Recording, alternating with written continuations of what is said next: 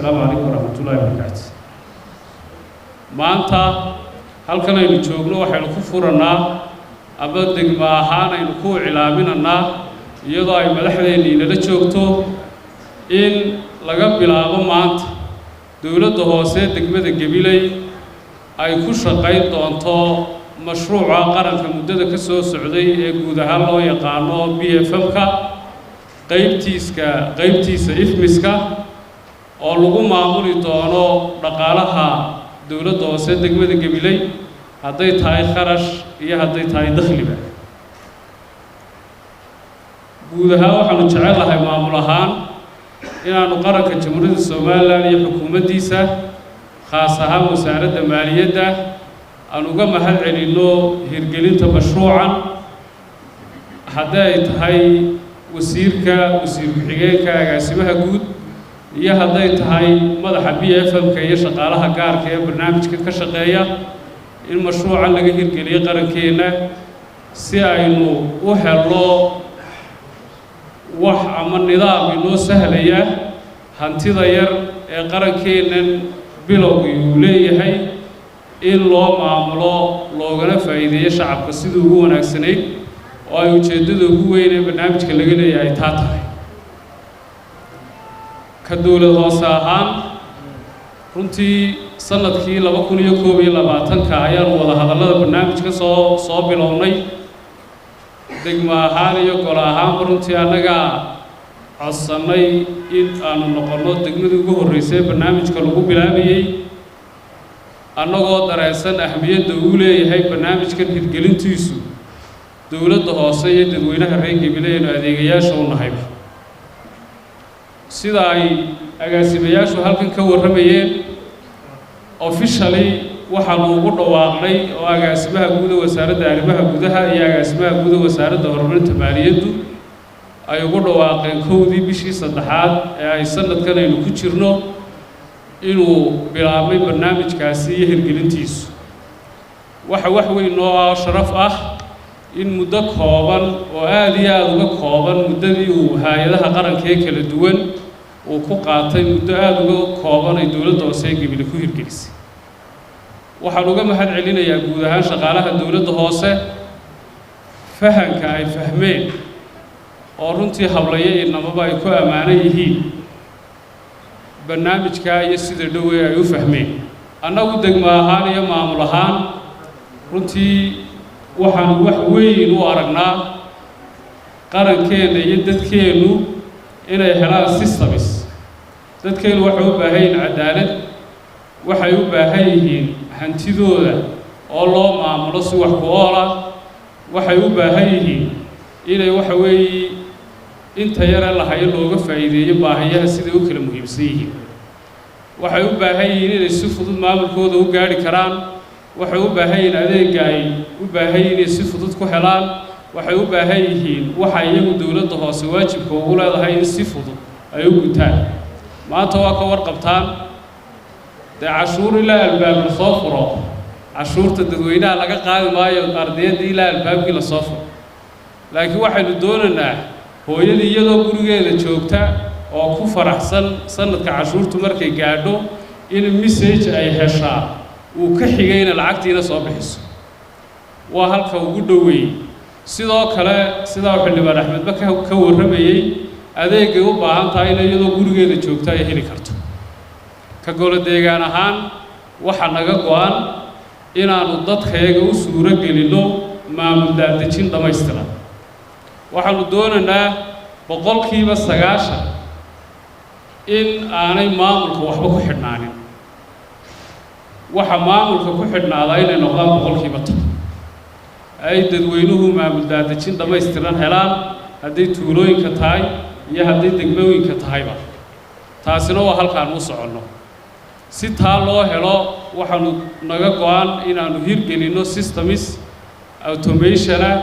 oo dadka iyagu runtii ay noo soo maraan ama aanu waxa weeye u marno hadday noo baahan yihiin iyo haddii iyaga loo baahan yahayba maanta waxa kow ka ah barnaamijka halka aynu ku daahfuranay ifmiska barnaamijkan wuxuu sahlayaa sidaa laga warramay dawladaha hoose iyo dhaqaalahoodu dee taariikh buu soo maray taariikh buu soo maray waxba kaga noqon maayo waynu ka wada dheragsannahay laakiin maanta laga bilaabo waxa weeye waxa suuragal noo noqonaysa insha allahu tacaala inay dadkayaga iyo dowladdayaduba haddaanu nahay golihii deegaanka iyo dowladdii hoose iyo shaqaale weynahoogaba aanu tusno kharashka dakhliga dadka laga qaadayo goobta lagu qaadayo intuu yahay sida loo maamulo iyo halku ku baxayba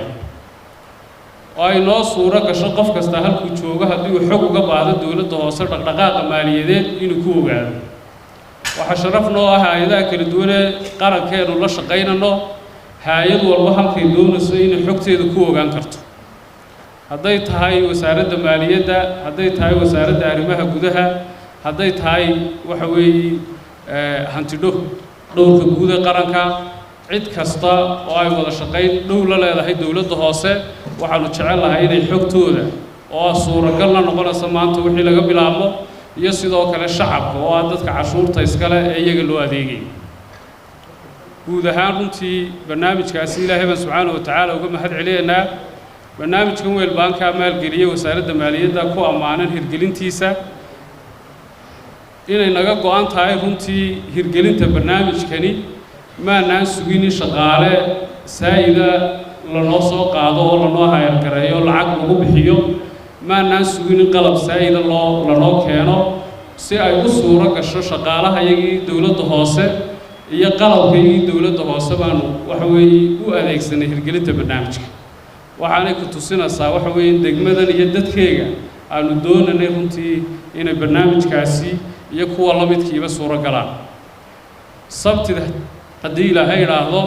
waxa dowladda hoose gabilay ka bilaabmaya diiwaangelintii shaqaalaha dowladda hoose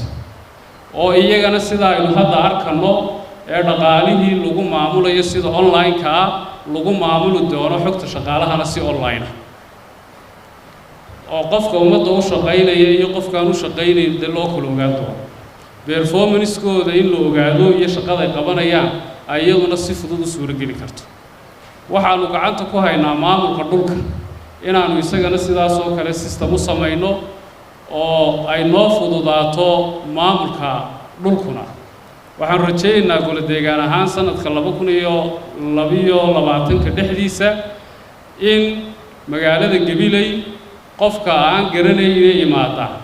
uu si fudud u heli karo gurigu doonaya inuu tago magaalada 4 xaafadood baan u qaybinay 4 xaafadood xaafad walba soon baan u qaybinay waxaanu gacanta ku haynaa in wadooyinka saawniska 16 saaweey wadooyinkii dhex marayay magac bixintoodii street numberkii waxaanu gacanta ku haynaa inaan guryaha numberiskoodii ku samayno dabadeedna si fudud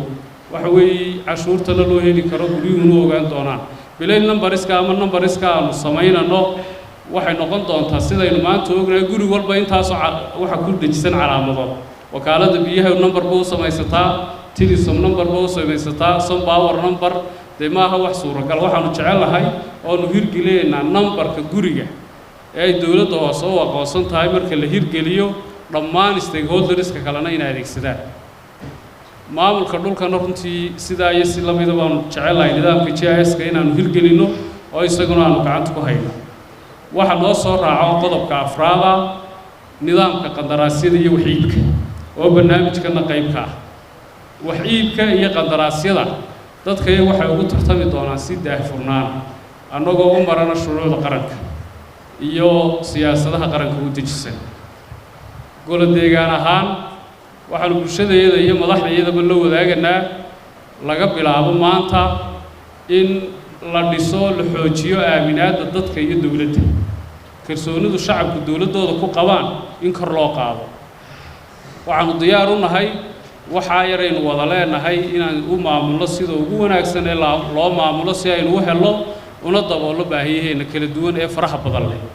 aad iyo aad baan mar labaad iyo mar saddexaad ba idinka mahad celinaa ka soo qaybgalka kulanka asalaamu calaykum waraxmatullahi wabarakaatu